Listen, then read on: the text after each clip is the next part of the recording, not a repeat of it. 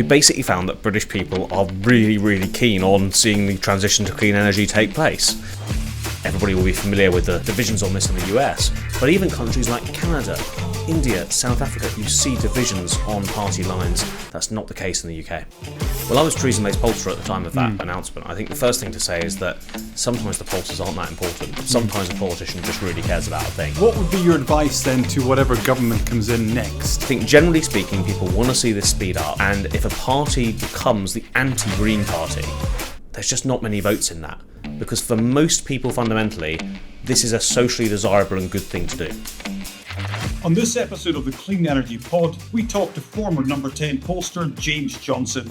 He asked 6,016 UK voters what they think about clean energy. We'll learn what voters think and why, what the findings mean for policymakers, how the UK compares to other countries, and how brave the next government should be. James, thanks very much for joining us.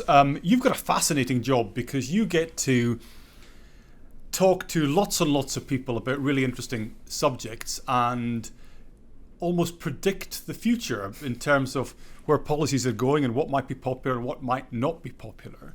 For SSE, you've done a lot of work in terms of polling thousands and thousands of people about energy.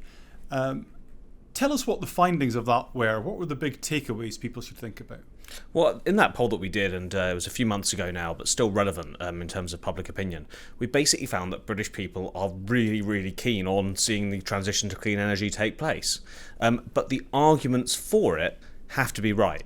So if you just sort of say, let's go green, let's go big on this, even if it's going to cost us more, people are less keen. But if you frame it in terms of energy security, for example, this is about upgrading our energy infrastructure, this is about ensuring we're less reliant on other countries, and you make it about this is about handing down a better planet to our children and grandchildren, people are a lot more supportive. Only 1 in 10 people in our survey wanted to see the transition to clean energy slow down over the next 10 years. So there is that real energy and enthusiasm out there for it, but it needs to be framed in the right way. And I think that obviously intersects so much with what we see in politics at the moment too. It's all about the argument for why. The permission's there, but the public need to be brought along for the ride. And are there any big differences in terms of party politics of those? Or is there broad support for this kind of infrastructure, especially when, as you say, you frame it around it will improve energy security? There's real support.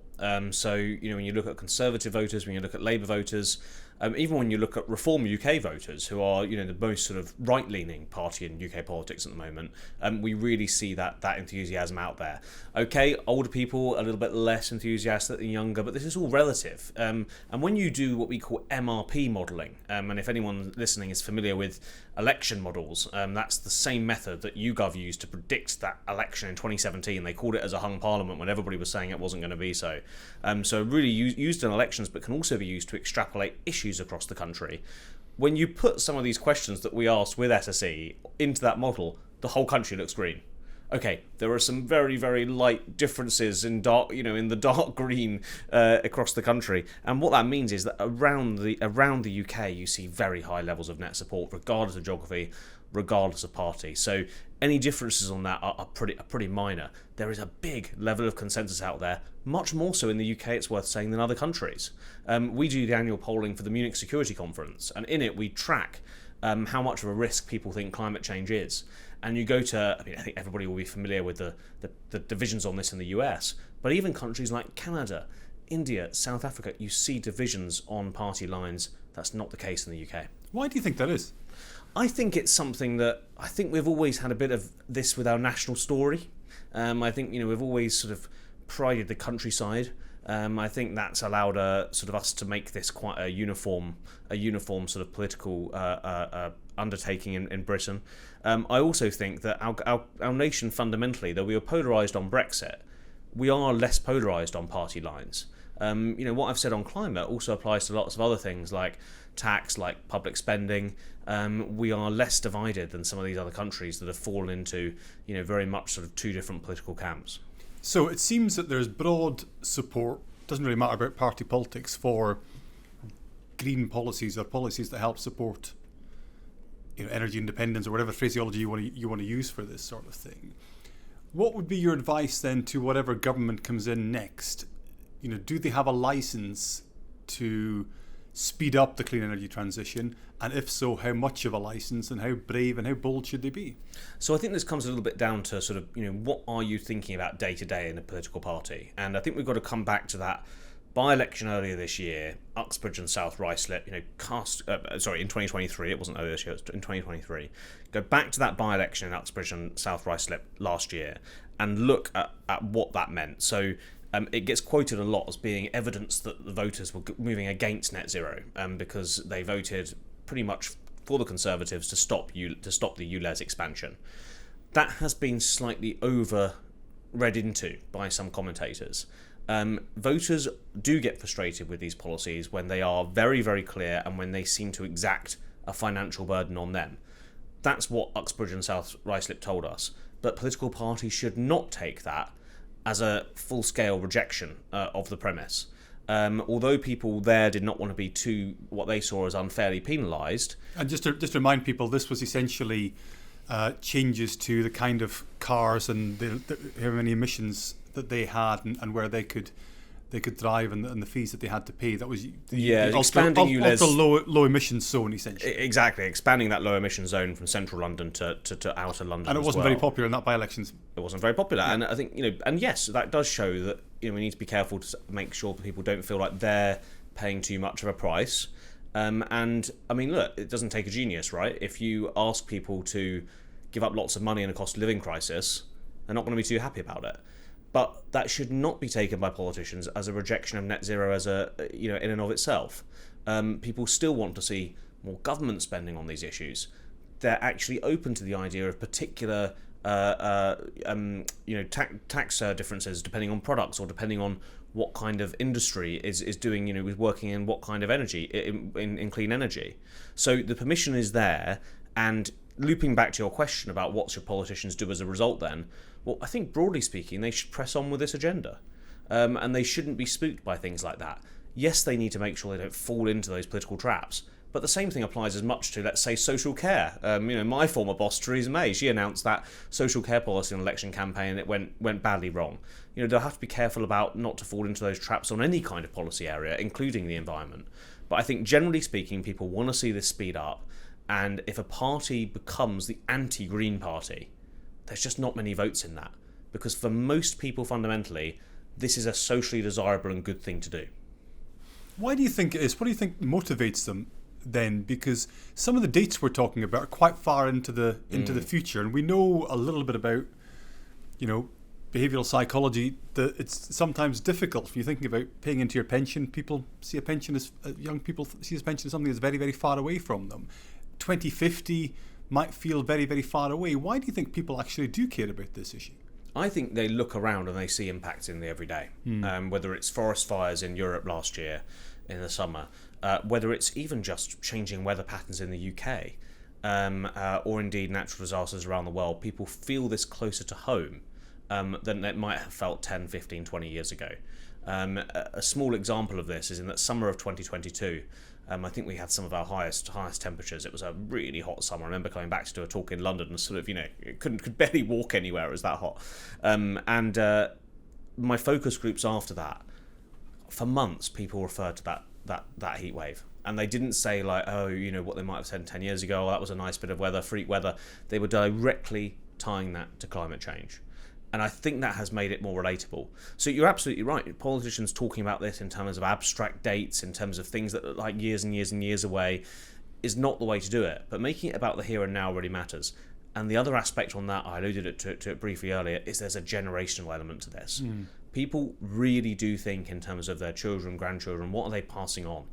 And they don't want to pass on a place that has lost that greenery they love, lost that clean air that they can enjoy, lost those natural habitats that they can visit. And I think that's a really important emotional element to this as well as practical. And you talked a little bit earlier on about international comparisons and there being more controversy about this subject in other countries. You live in the United States now, a presidential election coming up later this year as well. As we think about the broad consensus that is in the UK, how much of an advantage do we have is that consensus compared to other countries like the US where there is that division? We certainly do. And I mean, to really sum up how stark that divide is in the US, back to that Munich Security Conference data only released a couple of weeks ago, the top 3 risks for Republicans are China, cyber attacks, and Iran. The top 3 risks for Democrats are climate change, extreme weather and forest fires, and destruction of natural habitats. So Democrats are sealed, they're locked in. But the Republicans do not see it like that. And actually, when you look at climate change overall in the US risk rankings, it's in the top 3 in the UK. Overall, because of how low that support is amongst Republicans, it's actually down in 20th place. Why isn't it supported more broadly by Republicans? It has become a culture war issue. It's become like abortion, like gun control, like whether the 2020 election was fair. It has become one of these lightning rod issues where Republicans have traditionally opposed, partly because of wanting to see more oil and gas development. They haven't sort of moved into that space to quite the same degree as we have in the UK, and also partly because it's just one of those things that is seen as a traditional Democrat-Republican issue. So look, it is going to be used. We've seen Donald Trump, who's almost certainly now going to be the Republican nominee. We've seen him talk about wanting to. In fact, I saw Donald Trump speaking last weekend at CPAC, and he was talking about what he calls the Biden's Green New scam. So there's a lot of this sort of anti-green language that we might see. One caveat, though, where I think there are 2 caveats actually, where I think there's room for a bit of optimism on the US side. One, the Biden green subsidies are probably largely here to stay, because business doesn't want to see them go. And business in red Republican states don't want to see them go. And actually, when you really analyse what Trump is saying on this, he might have the rhetoric, but he's not necessarily talking about rolling back all the measures in the Inflation Reduction Act that were those green subsidies. And number 2, what we increasingly see Republicans doing in Congress is talking about the race with China on this. And actually that if we have more green energy, that means more jobs, and that means more goods, and that means more energy produced in the in the US, rather than anywhere else, and it's beating China in that global race. So there are some elements there that perhaps suggest that I'm not suggesting that those divides are going to be bridged, but that at least when it comes to the 2024 election, things might not be as stark as those divisions look. And we've seen in the past there tends to be some of the themes that develop in the US make their way across the Atlantic to the UK and to Europe. Do you think if there is greater division, that's actually that can make its way here to the UK and it might diminish some of the consensus we've seen beforehand? I think it's on the politicians. I think that if politicians frame this in a way that feels punitive, then permission will be lost, and maybe we'll end up in that space where people on the left still stick by it, but people on the right perhaps fall into that sort of cultural division. But as things stand, there is a huge potential, and I think that's the really important thing. We shouldn't get complacent about these numbers in the UK. We need to look at these numbers and think these are a starting point, and that we have to leverage these and make sure they stay there rather than deteriorate. So I think the politicians have to get it right. They need to do what they need to do in policy terms, but they've got to make sure they message that and do that in the right way, so that it's not seen as punitive for people. It's seen as something that everybody can play an active role in. People want to do more, but they don't want to feel like doing more just means being slammed with a tax or a levy or a charge or whatever else. So it's got to feel collaborative for people for that permission to remain there. Now, you worked at the heart of government. You used to work for Prime Minister Theresa May. What's your advice, given that your experience, for whoever comes in after the next election? There is that public support. There's a big job to be done, and the clock is ticking on some of this stuff. How do you actually, move the needle? How do you increase the pace so you can deliver to the timetable that the public want and the targets we've set determine? Well, I think it comes back to that public permission point. You've got to get them on board. I think looking at things like bonus incentive schemes, whether it's trade-in, whether it's how do you push people to electric vehicles, heat pump adoption, whatever it might be, cleaner energy grid. I think incentives are going to be just as important as charges or taxes to try and raise the money for this stuff. Obviously, Labour have had their sort of retreat on their 28 billion commitment. But they'll obviously still be looking at ways to make this improve. So look, I think this just comes back to, I'm a comms and pollster person, not an energy person. So I can only talk about really what that looks like. But I think that is the most important thing, which is, they've got to make this feel like a journey that everyone's on. And I think politicians should be upfront about the challenges. I think one of the things I'd say is, Starmer should go on TV with his with a slideshow, showing the progress made so far and what needs to be done. Think back to those COVID briefings. Why not a similar thing on climate? Being honest with people about the challenges and why we need to do whatever tough decisions he might need to make, and what sacrifices he needs to see from people. Small things, but they can make a difference on the everyday level. We did that as a government on plastic bags in the 2010s. We did that in the 2000s as a government on recycling. There is a potential to see quite large personal action, but they need to feel like they're part of a mission. So, and I think that transparency and data is a really important part of that. And the Climate Change Act, what was 2019 or something, which put into law in the UK that there should be net zero by 2050. What was the thinking behind that then? Because that was a Conservative government doing that. It was a very broad party support when they did that. But that was a big commitment if you look internationally. So what was the thinking behind that, and what lessons can we learn from that for the next 5 years? Well, I was Theresa May's pollster at the time of that announcement. I think the first thing to say is that sometimes the pollsters aren't that important. Sometimes a politician just really cares about a thing, and I think that was one of her real, personal priorities. And she did that, of course, in the last few months of her premiership. That's number one. But number two, there is a party consideration in this as well. And we did a big bit of work after the 2017 election that looked into, that was an election where the Conservatives fell short of a majority, and I ran the post-mortem into that after the election, presented that to Cabinet. And one of the findings in that research was that there were areas that Labour had a real advantage that the Conservatives couldn't really win on, like the NHS, like the issue of poverty and inequality. There were issues the Conservatives had sorted, Labour weren't very competitive, such as immigration, such as pensions. And then there were these battleground areas that were not claimed by Labour or the Conservatives. One of them was education, for example. One of them was the economy. Another, and the most important to this conversation, was climate change and the environment. And I think there was a conscious decision in that government, indeed, I helped advise on it, which was, this is an area where actually, there are all these policy reasons to do things, but it's also an area we should be speaking about, because this matters to people, and we want to make this a blue Conservative thing rather than a red Labour thing.